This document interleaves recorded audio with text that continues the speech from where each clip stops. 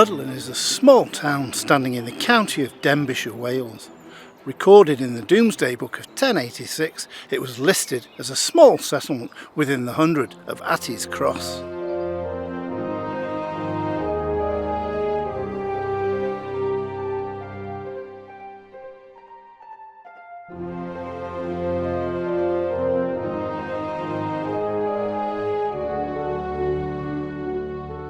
However, before the Domesday Book was compiled, King William I gave the order for an earth and timber castle to be built at Ruddlan, known as a Motte and Bailey.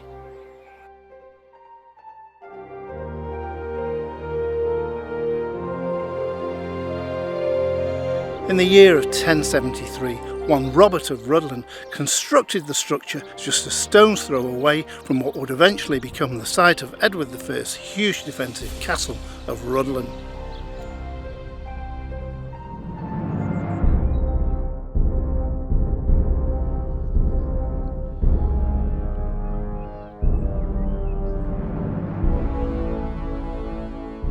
For several centuries following the construction of the earth and timber Motte and Bailey castle, the town was to change hand on numerous occasions. However, things were to change when in the year 1272 King Edward I ascended to the throne. In 1274, Edward was to return to England from the Crusades, and one thing Edward had learned whilst out on campaign was the art of war and the construction of military fortifications. Edward became king, the Prince of Gwynedd, one Rufford ap Llywelyn, defied the king and refused to acknowledge his ascension to the throne.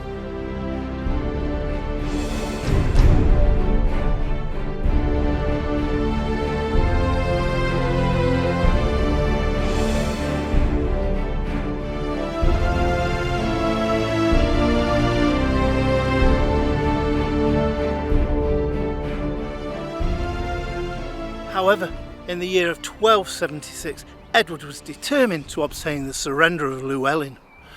By the use of force by arms, preparations were made to bring the Prince of Gwynedd to his knees.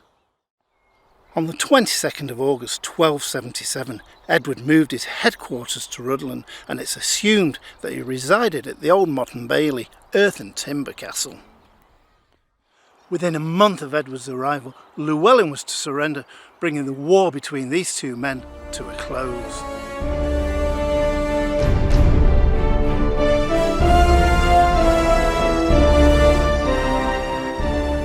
Now, under the direction of Edward himself, a stronghold was to be built just to the northwest of the Motte and Bailey castle. Ruddlan Castle was about to rise from the earth. Historical records go to show that the earliest stage of construction was controlled by a Master Bertram. However, Bertram had almost reached the end of his career, and it wasn't long before Master James was to take over.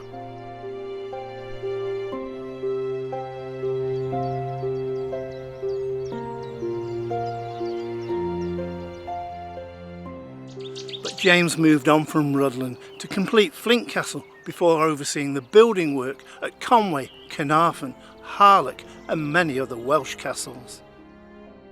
From scant historical records that still survive today, it's believed that at least 1,800 ditchers were working at Ruddlan in the August of 1277. A great deal of these men came here to build the castle from as far away as Lincolnshire, Warwickshire, Leicester, as well as many other counties across the country. But following the death of Llewellyn in 1282 and the defeat of the Welsh, Edward decided it was time to build more castles across Wales.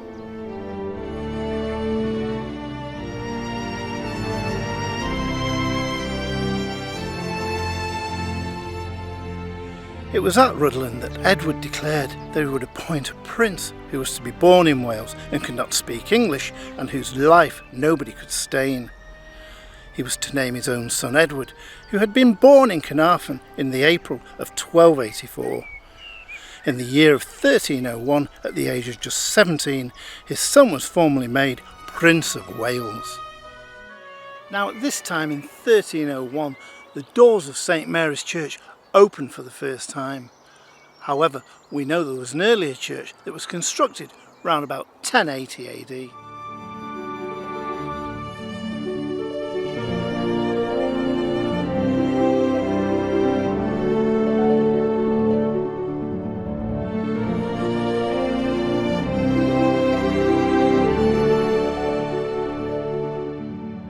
It's interesting to note that upon arrival in Ruddlan in 1277, Edward I took 6.5 acres of local church land upon which to build his castle.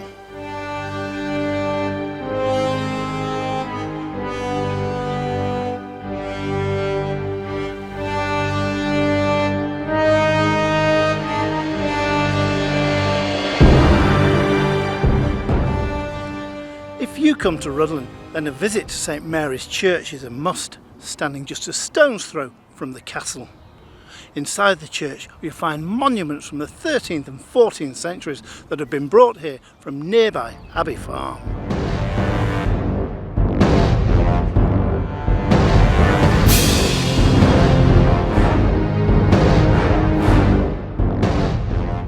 Though Ruddlan today is a relatively small town, it still remains a hotbed of medieval history, and the castle built by Edward I is well worth the time and effort to pay a visit. My name's James Balme, TV presenter for history, bringing history to life.